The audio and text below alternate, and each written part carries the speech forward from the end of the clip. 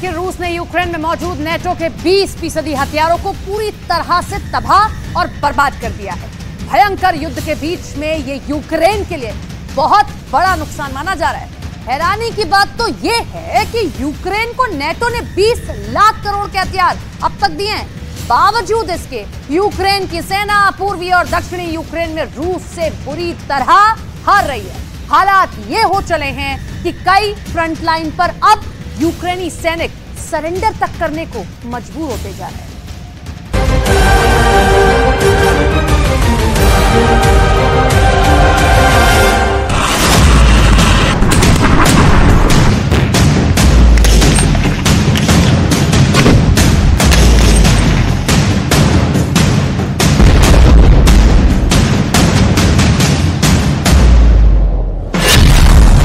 हफ्ते में यूक्रेन का सरेंडर।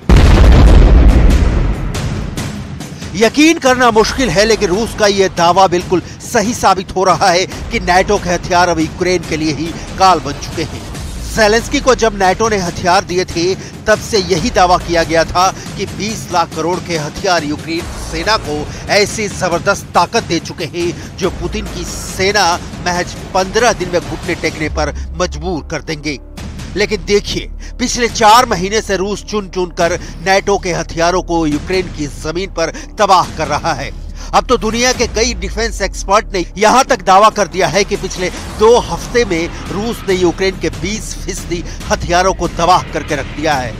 हम आपको आगे बताएंगे कि कैसे रूस ने यूक्रेन को मिले हथियारों को तबाह किया है और क्यों नाटो अब यूक्रेन को और ज्यादा घातक हथियार देने से मना कर रहा है। 20% हारा नाटो। दक्षिणी और पूर्वी यूक्रेन में तो यूक्रेनी सेना को पिछले 2 हफ्तों में जबरदस्त नुकसान हुआ है। हालात ये हो गए हैं कि करीब 1000 किलोमीटर की फ्रंट लाइन पर रूस ने 12 गुना हमले तेज कर दिए हैं। यूक्रेन की सेना रूस की सेना से आमने सामने की जंग के बजाय तोप, टैंक और रॉकेट से हमले ज्यादा कर रही है। डिफेंस एक्सपर्ट के मुताबिक यूक्रेनी सेना ऐसा इसलिए कर रही है क्योंकि आमने सामने की जंग में पिछले 10 दिनों में यूक्रेन के 7000 सैनिक मारे जा चुके हैं। इसलिए यूक्रेनी सेना सबसे ज्यादा तोपखाने का इस्तेमाल कर रही है, जबकि नाटो यूक्रेन पर दबाव बना रहा है कि रूसी सेना पर घुसकर हमला करो ताकि रूसी सेना से यूक्रेन के इलाके छीने जा सके। लेकिन जैसे ही यूक्रेनी सैनिक रूसी सेना से सीधा मुकाबला कर रहे हैं, या तो बहुत बड़ी संख्या में मारे जा रहे हैं या फिर यूक्रेनी सैनिक सरेंडर कर रहे हैं। रूसी सेना का दावा है कि पिछले 5 दिन में सैकड़ों यूक्रेनी सैनिक सरेंडर कर चुके हैं। पूर्वी और दक्षिणी यूक्रेन में चल रही भीषण जंग ने यूक्रेन की कमर तोड़कर रख दी है। 2 हफ्ते में यूक्रेन का सरेंडर। पुतिन ने पिछले 3 हफ्तों से यूक्रेन के दक्षिणी और पूर्वी इलाकों पर सबसे ज्यादा खौफनाक हमले किए हैं। हैरानी की बात तो यह है कि रूस की सेना नाटो के हथियारों के पीछे हाथ धोकर पड़ी है। नाटो के Leopard 2 tank, Challenger tank, HIMARS rocket और पैट्रियट मिसाइल सिस्टम को धमाकों के साथ उड़ाया जा रहा है।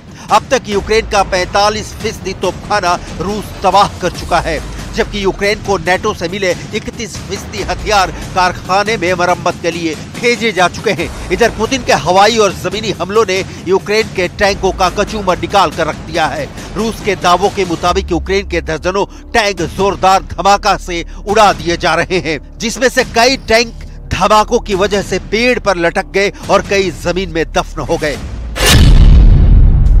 पुतिन का धमाका, पेड़ों पर लटके नाटो टैंक। इस वक्त रूस ने 250 लड़ाकू विमान और 3000 टैंकों से यूक्रेन के पूर्वी और दक्षिणी इलाके में कोहराम मचा रखा है। ओदेसा, खार्किव में यूक्रेन के बंदरगाह से लेकर बस्तियां तक तबाह हो चुकी हैं। पूर्वी यूक्रेन के ज़पोरिज़िया में रूस ने कुछ इलाकों में 12 किलोमीटर तक कब्जा कर लिया है। ऐसे में सवाल उठ रहे हैं, तो फिर यूक्रेन को मिले नाटो से हथियार क्या कर रहे हैं? क्या नाटो के हथियार रूसी सेना के सामने नाकाम हो रहे हैं? पश्चिमी मीडिया की एक रिपोर्ट में नाटो के हथियारों पर सनसनीखेज दावा किया गया है। जंग के लिए यूक्रेन को नाटो अब तक 20 लाख करोड़ के हथियार दे चुका है। नाटो से करीब 500 टैंक यूक्रेन को मिल चुके हैं, जबकि 2000 से ज्यादा बख्तरबंद वाहन यूक्रेन को नाटो से मिले हैं। इसके अलावा अमेरिका का पैट्रियट मिसाइल सिस्टम और हिमास रॉकेट भी यूक्रेनी सेना इस्तेमाल कर रही है। लेकिन हैरानी की बात यह है कि नाटो के ये सभी घातक हथियार रूस के सामने टिक नहीं पा रहे हैं। रिपोर्ट में दावा किया गया है कि अब तक नाटो के 20% हथियार रूस तबाह कर चुका है। नाटो के 20% तबाह हुए हथियारों में अमेरिका का पैट्रियट मिसाइल सिस्टम, हिमास रॉकेट और जर्मनी का लेपर्ड 2 टैंक भी शामिल हैं। इसके अलावा अमेरिका का ब्रैडली बख्तरबंद भी रूस ने तबाह कर डाला है। Говорив сьогодні з генеральним секретарем НАТО Єнсом Столтенбергом. Тематика очевидна – це виконання домовленостей, яких ми досягли на саміті Альянсу у Вільнюсі. Пріоритетні зміни – це якнайшвидше вступ в НАТО, коли дозволять безпекові умови. Лише це надійно гарантувати. पुतिन का धमाका पेड़ों पर लटके नाटो टैंक।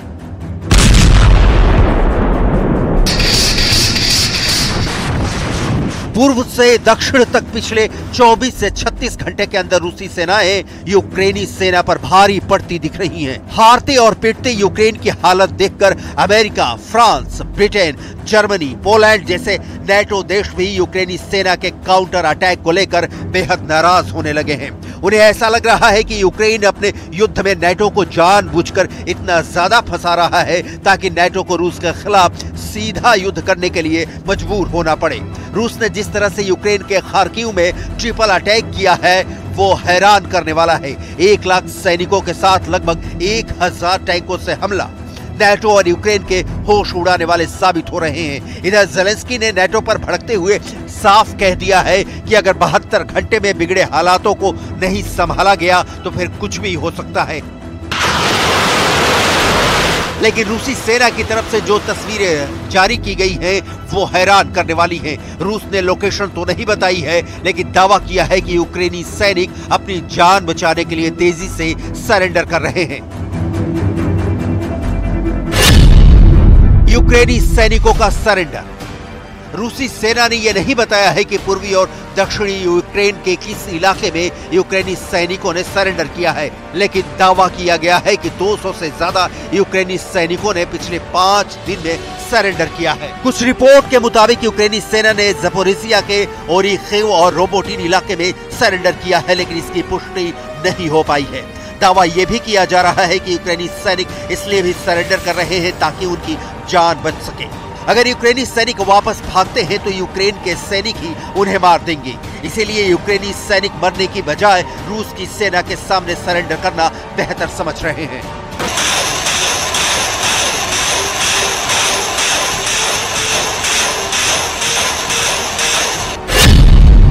दो हफ्ते में यूक्रेन का सरेंडर। В Запорожском направлении после провала наступления вооруженные силы Украины севернее населенного пункта Работино Запорожской области вооруженными силами Российской Федерации нанесены сосредоточенные удары высокоточным оружием большой дальности।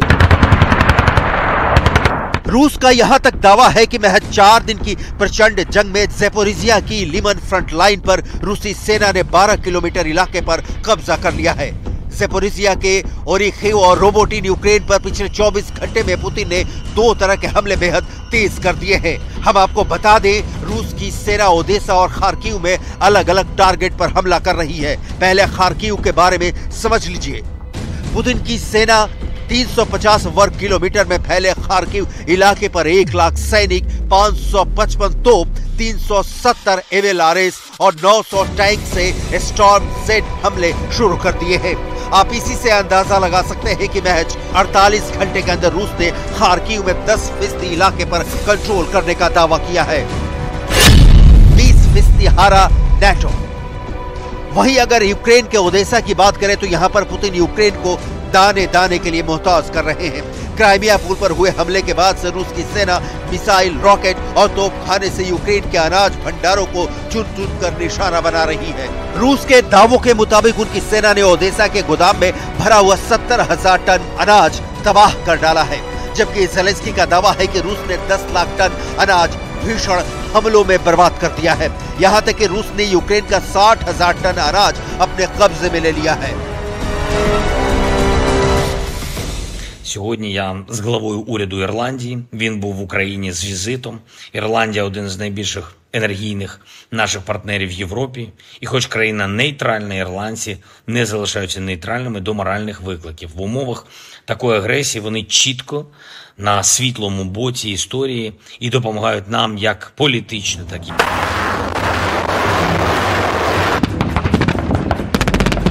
पूर्व से दक्षिण तक पिछले 24 से 36 घंटे के अंदर रूसी सेना यूक्रेन सेना पर भारी पड़ती दिख रही है। हारती और पिटती यूक्रेन की हालत देखकर नेटो के 20% हथियार रूस तबाह कर चुका है और यूक्रेन के सैनिक सरेंडर कर रहे हैं, तो फिर ज़ेलेंस्की का यूक्रेन अब आगे क्या करेगा, ये एक बड़ा सवाल है।